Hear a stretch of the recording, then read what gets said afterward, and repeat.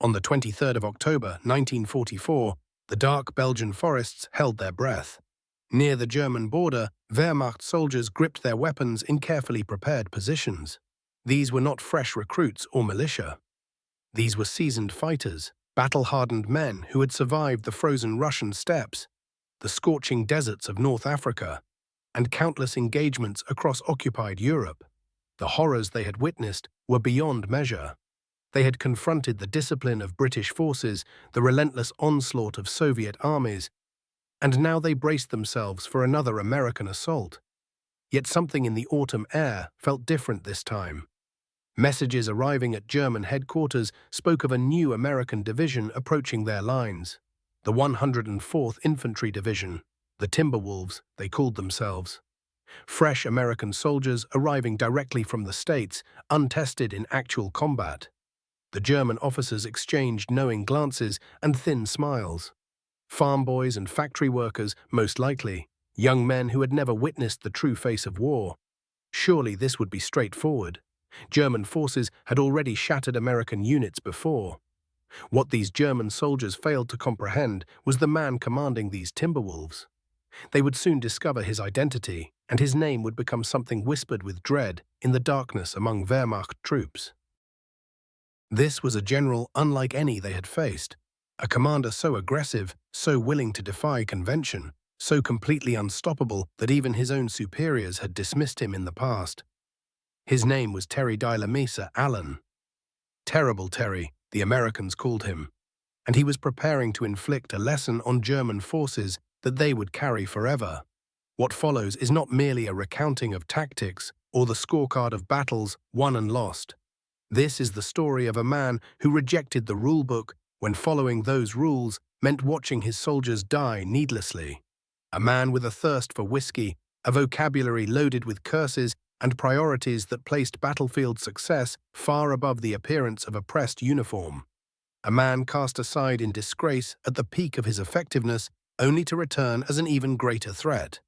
To grasp why German soldiers trembled at the mention of Terry Allen, we must trace the arc back to its beginning. Terry Allen came into the world on April 1, 1888, at Fort Douglas in the Utah Territory. Military service flowed through his family's history like water through a river. His father, Colonel Samuel Allen, had devoted his entire adult existence to the army, traveling from post to post across the western frontier. But deeper roots ran through his bloodline still. His maternal grandfather, Captain Carlos Alvarez de la Mesa, had bled for the Union at Gettysburg, where men fell like wheat before a scythe. Captain de la Mesa served with Company C of the 39th New York Volunteer Infantry, known throughout the ranks as the Garibaldi Guard. These were largely Italian men who had sailed to America seeking freedom and discovered that they must fight to preserve it. On the 2nd of July, 1863, during the battle's second day, the fighting around the peach orchard and the wheat field reached fever pitch. Thousands of men became casualties in mere hours. Captain de la Mesa took machine gun fire in the chaos. He fell wounded but did not break. When the smoke cleared, he continued his service until peace finally arrived. This inheritance of duty and sacrifice ran through every fiber of Terry Allen's being. In his family, military service transcended mere employment. It was bone and sinew. It was a calling. It was what the Allens did, generation after generation, from the Civil War through the Indian campaigns to whatever conflicts the 20th century would demand. Young Terry grew up surrounded by military life on scattered frontier posts. He sat atop horses before his schooling truly began. He could shoot straight before he mastered his multiplication tables. He was a creature of the old army, the cavalry army, the dying breed of officers who still envisioned battles won by mounted soldiers charging across open ground. This childhood would shape everything he became, his greatest strengths and his most troubling flaws. In 1907, Terry received what every military family considered the ultimate honor. An appointment to West Point arrived. Here was his path, the one his father had walked, the road to commissioned rank and distinguished service. He proved spectacularly unsuited for it. West Point tortured Terry Allen. The endless calculations bored him to fury. The inflexible rules chafed against his nature. The endless hours in classrooms felt like imprisonment when action called to him. When instructors called on him, his words tangled in a stutter. Disciplinary marks accumulated for countless minor violations. His fellow cadets watched his constant motion and gave him a nickname, Tear Around the Mess Hall Allen. The institution demanded stillness, obedience, and memorization. Terry Allen was made for motion, independence, and doing. In 1911, the Academy dismissed him. Failures in ordnance and gunnery, combined with earlier struggles in mathematics, ended his time there. Most men would have accepted this as their final defeat, their military dreams shattered beyond recovery. But stubborn pride lived in Terry Allen's chest. The front entrance had closed, but he refused to remain outside. He enrolled at Catholic University of America in Washington and forced himself to study with discipline he never showed at West Point.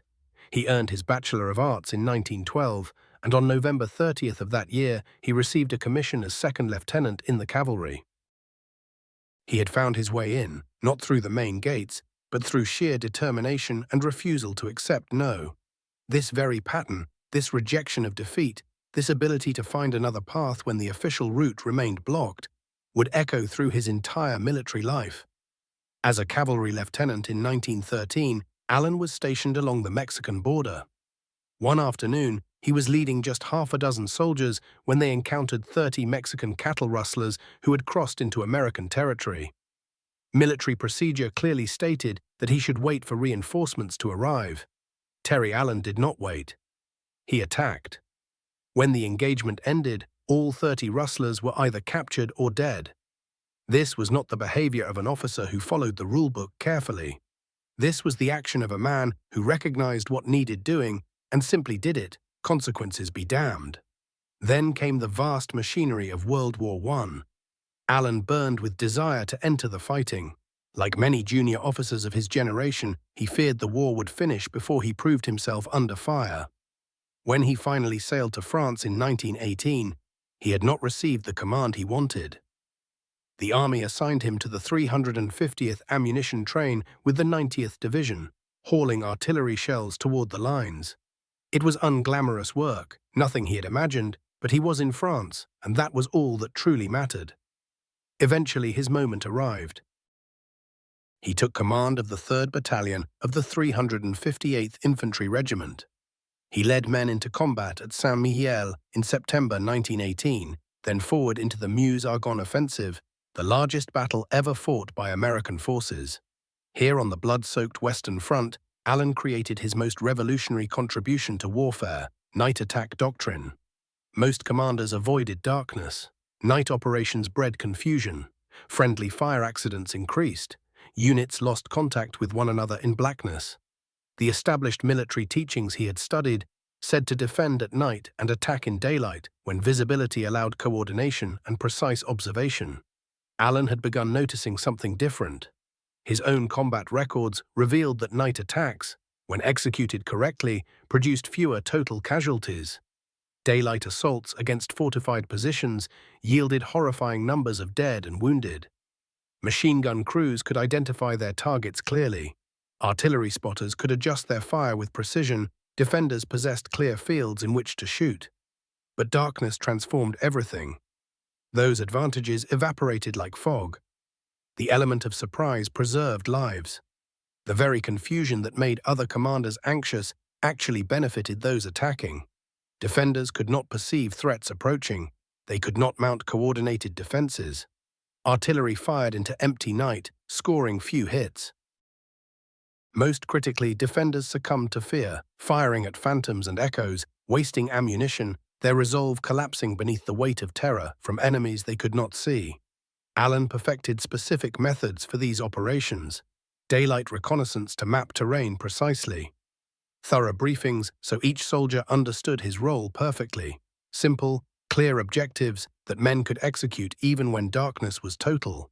Whistle signals and flare markers for communication, designated positions where units would regroup and reorganize. He drilled into his officers that complexity became the enemy in night operations. Keep plans simple, know your goal, move in silence until discovered, then strike with overwhelming force and speed. On October 24, 1918, machine gun fire raked across his face during an attack. Medical personnel marked him for evacuation to the rear. Allen refused. He convinced the doctors to return him to his battalion. Blood streamed across his face as he remained with his men, fighting on. This was not grandstanding or personal bravado, this was authentic leadership. His soldiers watched their commander, wounded and bleeding, choosing to remain beside them. What lesson did that teach? We are together in this. I will not desert you, follow me. For his conduct that day, Allen received the Silver Star. 2 Purple Hearts came later, marking the wounds he had earned. When the armistice came, Allen sailed home, carrying a reputation as a courageous and capable combat leader. Then came the grinding test of the years between the wars. Peacetime army life proved brutally difficult for ambitious officers. From 1918 forward, the military contracted sharply. Over 4 million soldiers in 1918 became barely 130,000 by the mid-1920s. A whole generation of officers found themselves marooned. Promotions virtually stopped. Men who had commanded battalions in actual combat discovered themselves still holding captain rank a decade later. Some simply resigned, exhausted by stagnation. Others turned to drink and faded into obscurity. The exceptional ones, like Allen, remained patient while staying sharp. Allen was not immune to the promotion freeze, but he refused to stagnate. In 1920, he competed in a 300-mile horseback endurance race through central Texas. Cowboys and cavalry officers tested themselves and their mounts across a brutal distance. Allen finished the punishing ride in 156 minutes, winning the competition and proving he still carried the stamina of cavalry days. That year, he also won a bronze medal in polo at the 1920 Olympics in Antwerp, Belgium, representing America on the Army's team. He remained deeply cavalry in spirit and skill, a horseman of the old Army. Expert in a combat form that was dying rapidly.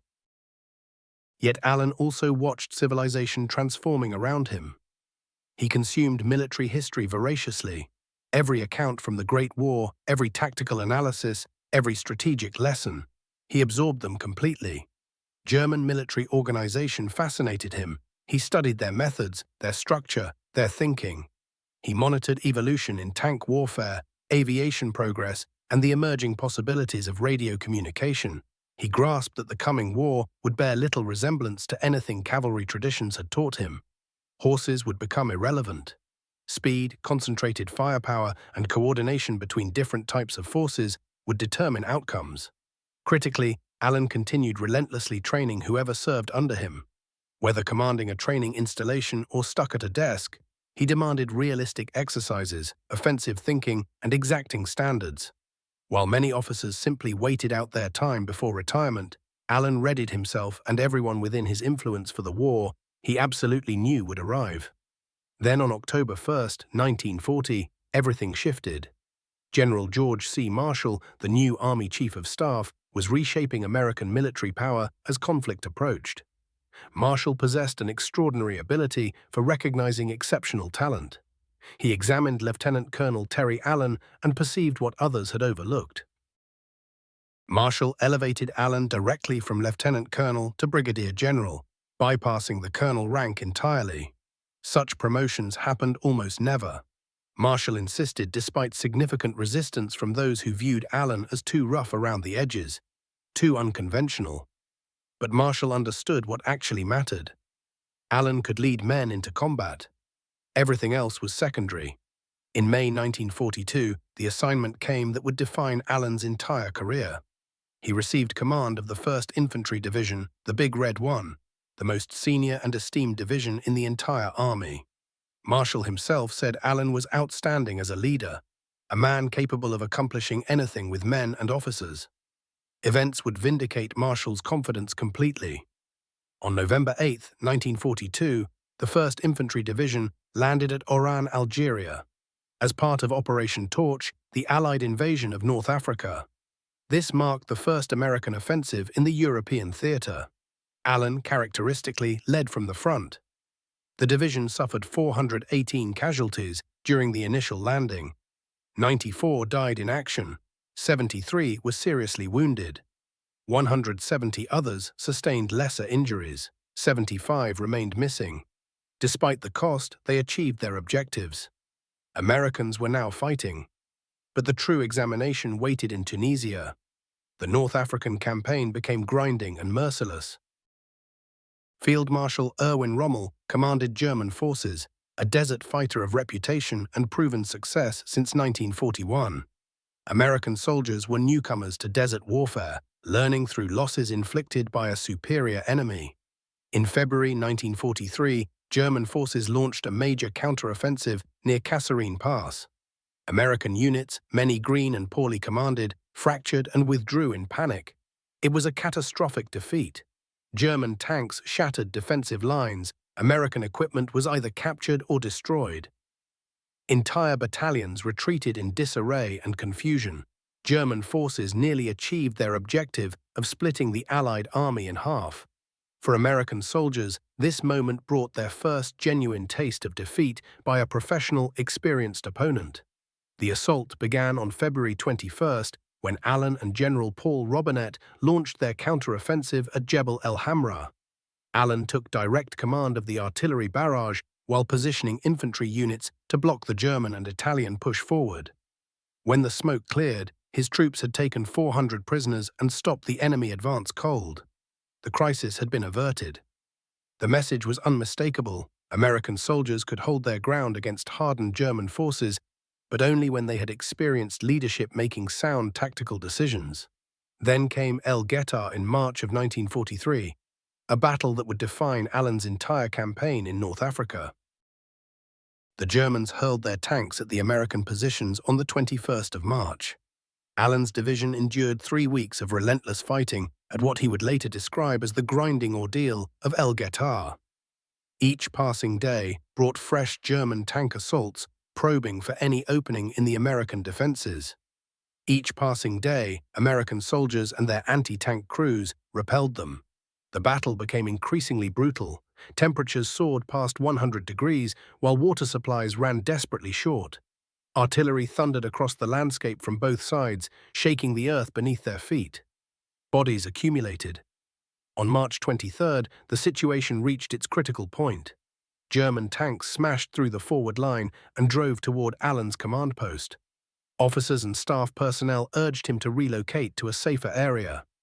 From a purely tactical standpoint, the suggestion held merit. Division headquarters should not be caught in direct combat. Yet Allen grasped something his officers missed. If the command post retreated, soldiers up front would notice. Among inexperienced troops, morale could shatter in seconds once that happened. Allen's declaration became part of military history. "I will like hell pull out, and I will shoot the first bastard who does." The headquarters remained in place. He stepped outside and observed the German tanks advancing across the terrain. His steady presence reassured his staff. When troops ahead saw their general standing firm, they held their ground. American tank destroyers and artillery batteries opened fire on the German armor at close range. The assault crumbled. The line survived. El Getar represented far more than a tactical victory. It marked the first time American forces had defeated experienced German panzer units in direct combat during the entire war. The Germans now faced an American commander who would not falter, would not break, and would fight without ceasing. Allen had demonstrated that American soldiers, when properly commanded and thoroughly prepared, could overcome the Wehrmacht's best fighters. In May 1943, the 1st Infantry Division spearheaded the push toward Tunis, and combat operations concluded on May 9th. Within days, on May 13th, roughly 250,000 Axis troops laid down their weapons. North Africa had been conquered. The Big Red One suffered 2,000 casualties during those final 17 days of combat. Some rifle companies numbered only 50 men remaining, yet they had prevailed. Then Sicily awaited. On July 10, 1943, Allen brought the 1st Infantry Division onto the beaches at Gala, Sicily, during Operation Husky, the massive Allied assault on the island. General George Patton himself had specifically chosen the 1st Division for Gala, recognizing it as the most perilous landing zone. The shoreline lay vulnerable to enemy attack from multiple angles. German and Italian defenders occupied the hills surrounding the beach. Patton knew only one division could manage such a difficult task. That division was the Big Red One under Terry Allen. Initially, the landing proceeded without major resistance, but the true trial arrived the following day. On July 11th, German panzers from the Hermann Göring division stormed toward the beach. Breakthrough there would split the beachhead and collapse the entire invasion foothold. American infantry, caught in open ground with nowhere to hide, fought with desperation to stop the armored onslaught. Offshore naval guns fired over American heads, targeting the advancing German tanks. Shipboard cannon fire joined with determined resistance from Allen's troops and supporting units, finally halting the German assault short of the shoreline. Omar Bradley, observing the combat from nearby, later wrote in his account that he doubted whether any other United States division could have withstood that assault, but the Big Red One held. The beachhead remained secure, allowing the invasion to continue, though the hardest fighting still lay ahead. The Sicily campaign turned into a competition between Patton's 7th Army and British General Bernard Montgomery's 8th Army, each commander eager for triumph and pushing troops to the limit. Allen's division received the most demanding assignments. Then came Troina, perhaps the bloodiest engagement of the entire Sicily operation. Troina was a fortified mountain town controlling crucial roads through Sicily's interior. The Germans had transformed it into a fortress. From July 31st through August 6, 1943, Allen's division attacked this strongpoint relentlessly. The struggle was savage and unforgiving. Every structure demanded room-by-room clearing. German machine guns commanded every street. American soldiers assaulted uphill toward entrenched defenders. Daily, the casualty toll climbed higher. The Germans refused to simply defend their positions. They hurled repeated counterattacks against the Americans. Wave after wave of German forces struck to drive the Americans back down the slope. Before the battle concluded, German units had launched 24 separate counteroffensives across 6 days of continuous combat. 24 times, Allen's soldiers repulsed them. Division artillery batteries expended thousands upon thousands of shells. Infantry companies dwindled to half strength. Combat medics worked ceaselessly without rest. Yet the Big Red One pressed onward, continued advancing, methodically wore down the German defenders. Troina surrendered on August 6th. The path to Messina opened, but the price had been catastrophic. The 1st Division was spent. These men had been fighting nearly continuously since arriving in North Africa 9 months prior. Exhaustion was absolute. Reinforcements were desperately needed. The division required time to recover and rebuild. On August 9th, Time magazine released its newest edition. Major General Terry Allen graced the cover. The article saluted his prowess as an emerging commander of exceptional ability whose personal standing rose daily. It highlighted his victories and successes. Then came the crushing blow. 2 days before the magazine appeared in newsstands on August 7th, Omar Bradley removed Allen from his command of the 1st Infantry Division. The circumstances were complicated. Bradley worried that Allen and his deputy, Brigadier General Theodore Roosevelt Jr., had allowed discipline to deteriorate. The Big Red One had become formidable and self-assured, yet also increasingly cocky. Bradley judged the division needed stricter oversight. Major General Clarence Anhubner assumed command. However, evidence later surfaced suggesting the removal had been predetermined by General Dwight Eisenhower and Patton before the Sicily invasion even commenced. They viewed Allen as precisely the leader required to shepherd the division through brutal early operations, but not as the right choice for the extended conflict ahead. Eisenhower himself would later declare it is a terrible injustice to General Allen to hint that he was relieved for inefficiency. Bradley's own memoir acknowledged that none surpassed the unconventional Terry Allen in inspiring his troops. Yet Bradley also insisted that neither Terry Allen nor Theodore Roosevelt Jr. possessed the instincts for maintaining proper military discipline. The reality was straightforward. Terry Allen valued battlefield victory over compliance with rigid military standards. His soldiers revered him for precisely that reason. Those commanding him worried about precisely that reason. So when Allen stood at the peak of his achievements, displayed on Time's cover, he was sent stateside. Most commanders would have retired, embittered and angry. Allen requested reassignment instead. On October 15, 1943, Brigadier General Terry Allen, demoted to his original rank, took command of the 104th Infantry Division near Campadare, Oregon. The reduction stung deeply, but Allen refused to surrender to disappointment. He possessed a mission ahead. These soldiers were nothing like the hardened combat veterans of the 1st Division. These were untested recruits drawn mostly from factories and farms across the western states, precisely the type of men Germans dismissed as inferior American soldiers. Most were in their early 20s, having traveled far from their home communities for the first time. Combat experience was entirely absent. Allen surveyed these young men and identified their dormant capabilities, yet capability without instruction proved worthless. He resolved to forge the finest trained division in the entire American Army, accomplishing this through mastery of methods most units deliberately avoided. Night combat operations. Standard Army protocols called for 10 to 12 hours weekly of tactical training, yet Allen demanded 30 to 35 hours, tripling the customary standard. Certain weeks required nearly 6 hours daily in addition to regular military obligations. Training remained unrelenting, punishing, and genuinely reflective of combat reality. Allen concentrated entirely on nocturnal operations. He instructed his men in silent movement through darkness. He drilled them exhaustively in compass navigation and terrain recognition when visibility extended only feet. He taught them to transmit messages through hand gestures and predetermined signals. He instructed them to coordinate offensives without radio equipment vulnerable to interception or interference. He taught them to depend absolutely on neighboring soldiers because darkness meant invisibility. Certainty required complete confidence in those beside you. The division repeated night assaults endlessly, beginning with modest unit drills, advancing to company engagements. Then came full battalion strikes accompanied by artillery support, all executed in complete blackness. Allen demanded authentic circumstances, real ammunition, genuine artillery bombardment, smoke for simulating battle's chaos. His soldiers discovered that night fighting proved terrifying, yet quality preparation and discipline transformed that fear into advantage against opponents. The neighboring divisions stationed at the base considered Allen's methods insane.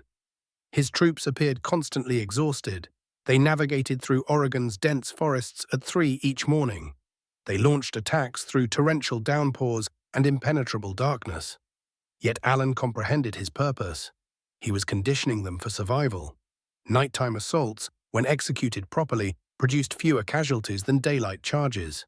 Surprise belonged to the attackers. Enemy defenders faced confusion and terror. Most importantly, enemy artillery and rifle fire could not identify targets with sufficient accuracy for devastating results. By summer 1944, when the 104th Infantry Division departed for Europe, they represented the first and only American division specifically prepared for nocturnal combat operations. Bradley would subsequently acknowledge that Allen brought the single division I have encountered that possessed readiness for night fighting. That specialized preparation would spare thousands of lives during forthcoming operations. On October 23, 1944, the Timberwolves entered combat near the Belgian-German frontier. German soldiers occupying the forested terrain anticipated straightforward victories. Intelligence indicated this was an untested American division, fresh from the States, lacking any battle experience.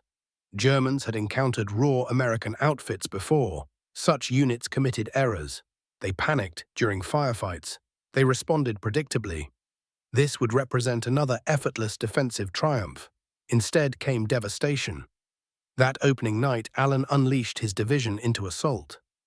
Darkness brought the attacks. Companies proceeded quietly through forests, steering by compass and memory of territory they had surveyed in daylight hours. They struck German positions from unanticipated angles. Sentries vanished silently before raising alarm. German strongpoints fell before defenders comprehended their situation. Forward spotters demanded artillery assistance, though darkness prevented accurate targeting. Machine gunners fired wildly into the blackness, wasting ammunition on nothing. American soldiers emerged from shadows, struck with ferocious violence, using grenades and rapid fire, then dissolved back into night before reinforcements arrived. Radio operators screamed for support, yet by the time assistance came, Americans were attacking different locations miles distant. Daybreak found German forces traumatized. Complete platoons had been overrun during darkness. Positions secure throughout daylight became slaughtering grounds after sunset.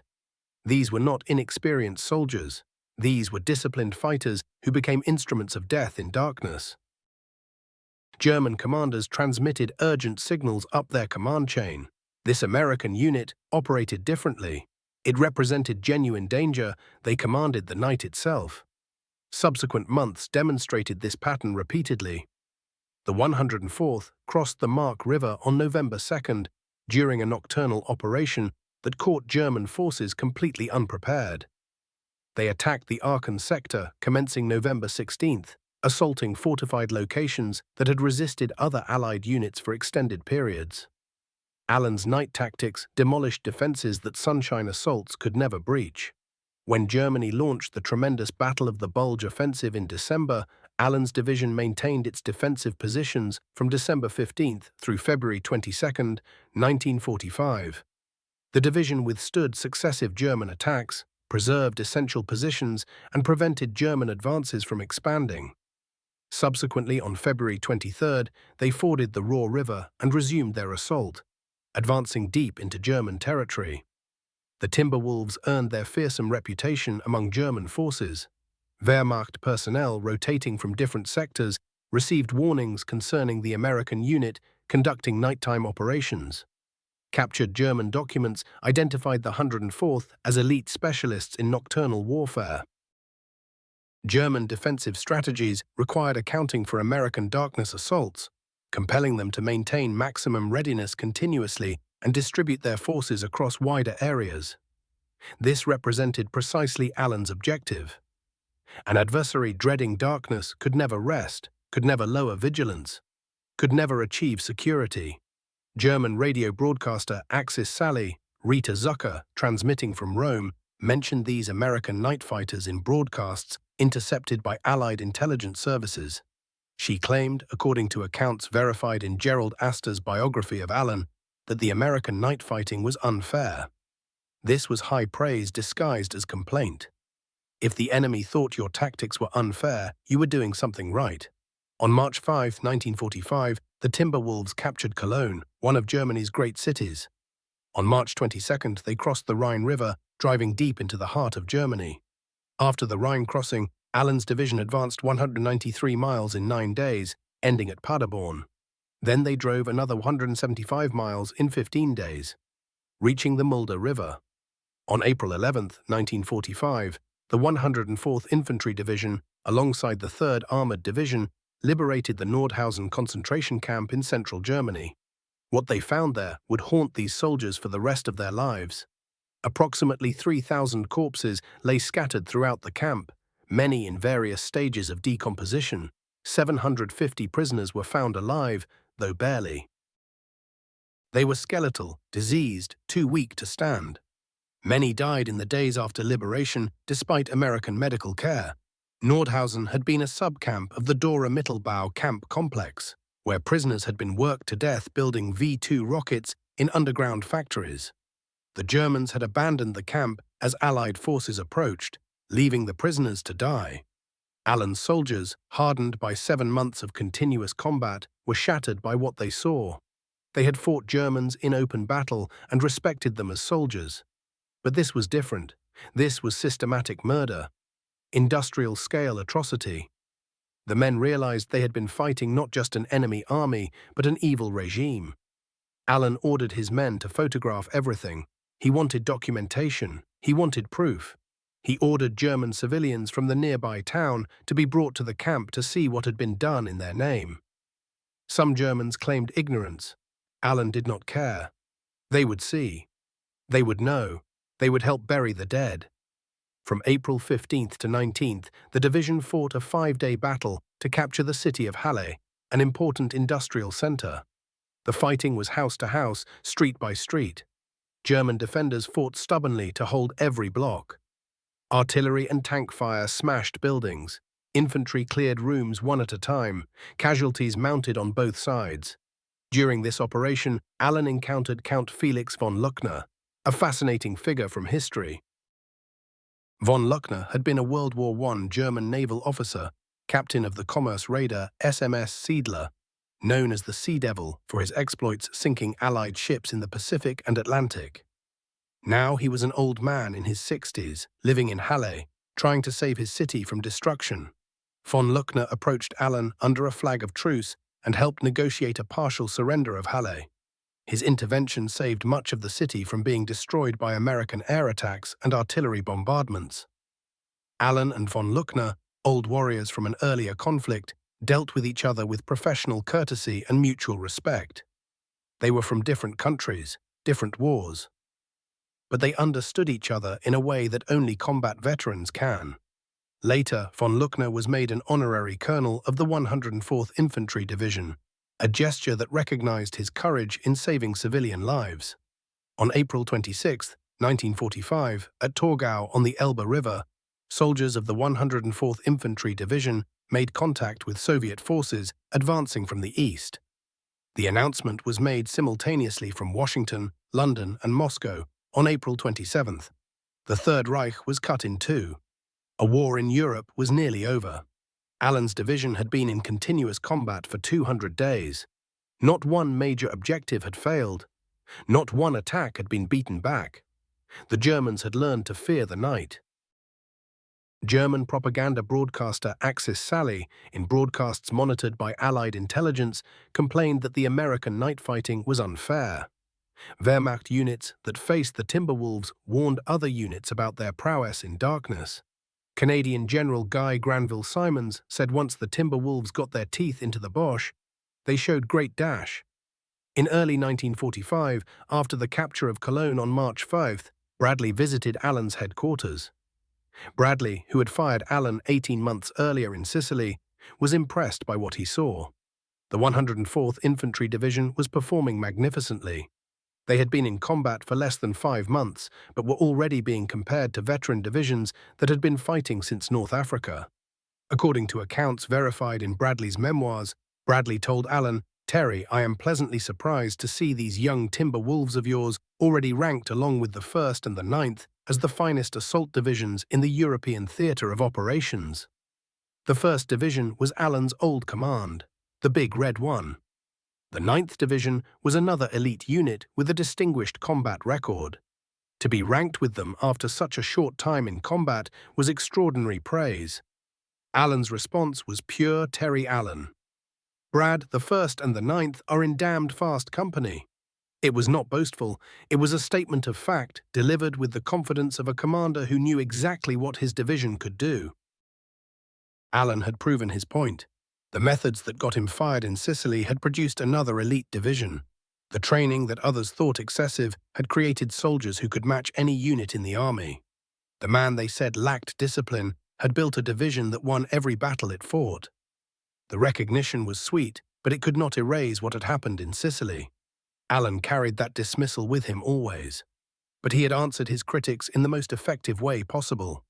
By doing it again with an entirely different division, he had shown that his success with the 1st Division was not a fluke, not the result of inheriting good troops.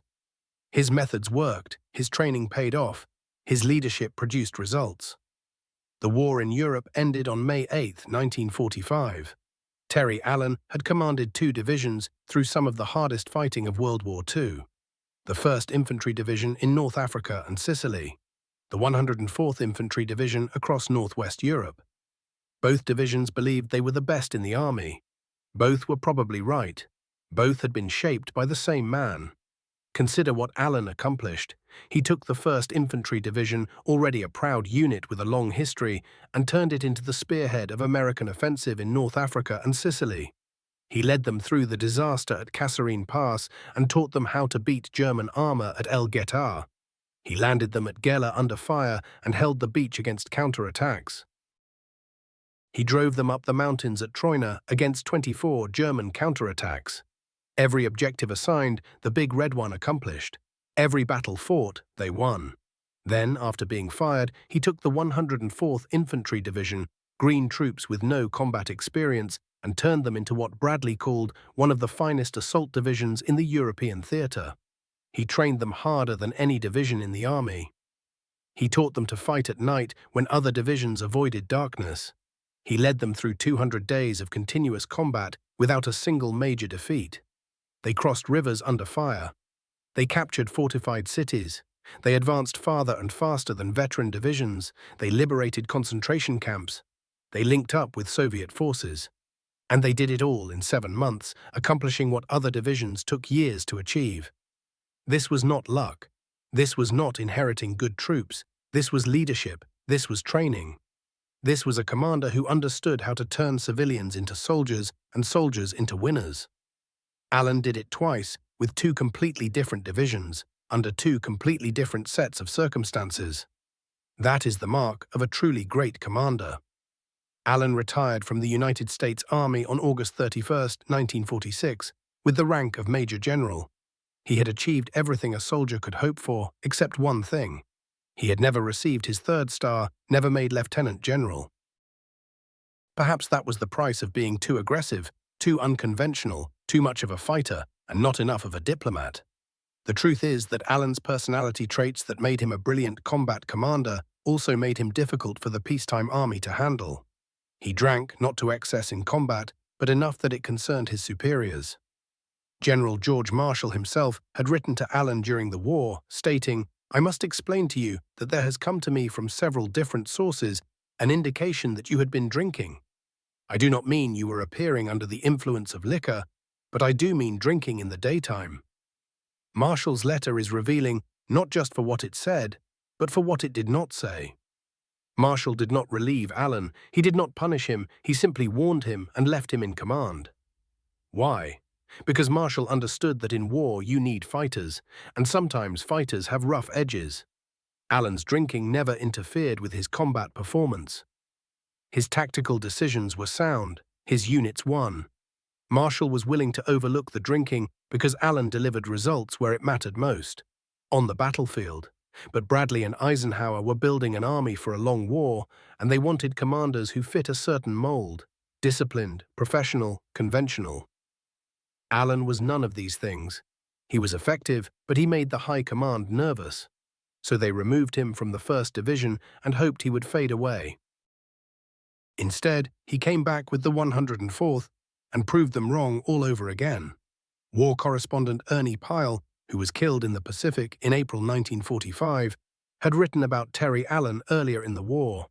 Pyle said, "Major General Terry Allen was one of my favorite people, partly because he did not give a damn for hell or high water, partly because he was more colorful than most, and partly because he was the only general outside the air forces I could call by his first name. If there was one thing in the world Allen lived and breathed for, it was to fight. He had been shut up in the last war, and he seemed not the least averse to getting shut up again. His pattern for victory was simple: just wade in and murder the hell out of the low-down. Good-for-nothing sons of bitches." That was Terry Allen. Direct, profane, relentless, and completely committed to his soldiers and to victory. After retirement, Allen lived quietly in El Paso, Texas, near Fort Bliss, where his father had once served. He had given his whole life to the army. Now he could rest. But peace would not last. On October 17, 1967, Lieutenant Colonel Terry de la Mesa Allen Jr. was killed in Vietnam.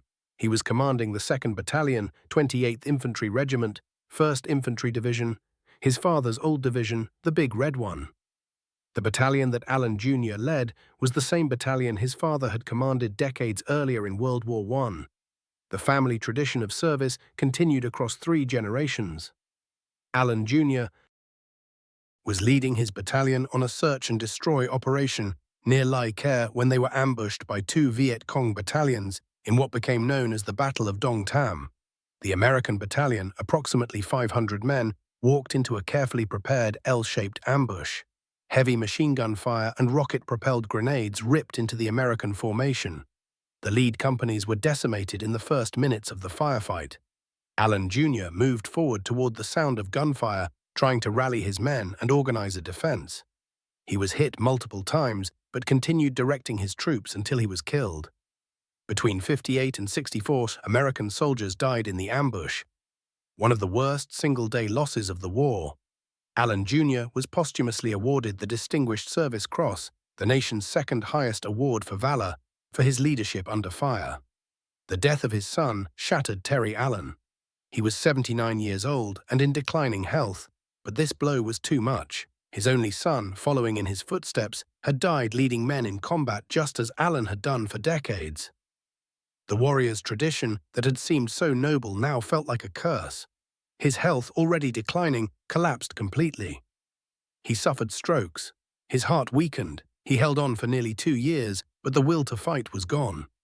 On September 12, 1969, Major General Terry de la Mesa Allen died in El Paso at the age of 81. He was buried at Fort Bliss National Cemetery next to his son. The old Army cavalryman, the warrior who had fought in 2 world wars, the general who had led men through the deserts of North Africa, the mountains of Sicily, and the forests of Germany, was finally at rest. Today, the United States Military Academy at West Point, the institution that dismissed him in 1911 for academic failure, presents the General Terry de la Mesa Allen Award to the cadet with the highest rating in military science. The academy that could not contain him as a student now honors his name. The failed cadet became one of the most successful combat commanders in American history. Those German soldiers who waited in the Belgian forests in October 1944 expected to face green American troops, easy targets. Instead, they met Terry Allen's Timberwolves. Within days, German unit reports described a new threat. An American division that fought like veterans, attacked at night, and would not stop coming. Wehrmacht intelligence officers warned other units. This division was dangerous. Their commander, they learned, was the same general who had led the 1st Infantry Division in North Africa and Sicily. Terrible Terry Allen had returned. By war's end, German veterans who faced both of Allen's divisions understood what made him different. It was not cruelty or overwhelming firepower. It was training so intense that green troops fought like veterans from their first day. It was leadership so personal that soldiers would follow him anywhere. It was tactical innovation that turned night from a time of rest into a time of terror. And it was an absolute refusal to accept defeat under any circumstances. Allen never commanded armies. He never made lieutenant general. He was fired at the peak of his success and spent years proving he deserved another chance. But the soldiers who served under him, American and German alike, knew the truth. Terry Allen was one of the most effective combat commanders of World War II. He won every major battle he fought. He led 2 different divisions to distinction, and he proved that American soldiers, properly trained and properly led, could beat the best troops the enemy had. The Germans in those Belgian forests learned that lesson the hard way. The ones who survived spread the word. Terrible Terry was back, and the night belonged to him.